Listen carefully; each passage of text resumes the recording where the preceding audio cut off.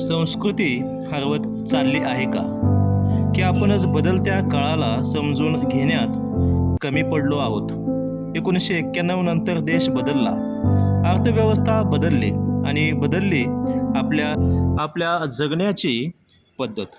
महिलांनी शिक्षण, नोकरी आणि स्वावलंबनाच्या बळावर स्वतःची नवी ओळख निर्माण केली. ही प्रगती आहे की संस्कृतीला धोका? एकीकडे परंपरा तर दुसरीकडे आधुनिकता, या दोन्हींच्यामध्ये अडकलेला आजचा समाज. प्रश्न इतकाच आहे, आपण समतोल राखतो आहोत का? आजची पिढी स्वतंत्र आहे, निर्णय घेते, स्वतःच्या पायावर उभी राहते, पण स्वातंत्र्यासोबत जबाबदारीही तितकीच महत्त्वाची आहे. हे आपण विसरत तर नाही ना?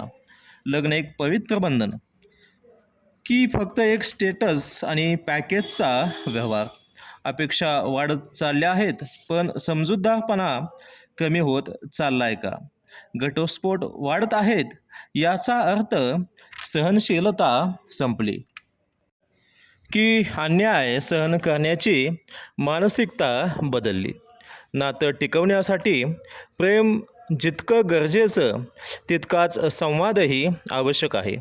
पालकांची भूमिका बदलली आहे, भीतीवरून संवादाकडे.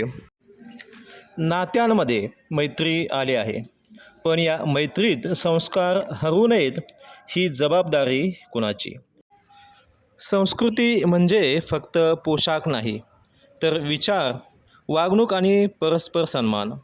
घर म्हणजे चार भिंती नाहीत, तर नात्यांची ऊब आहे. स्वातंत्र्य हवं, पण मर्यादासह.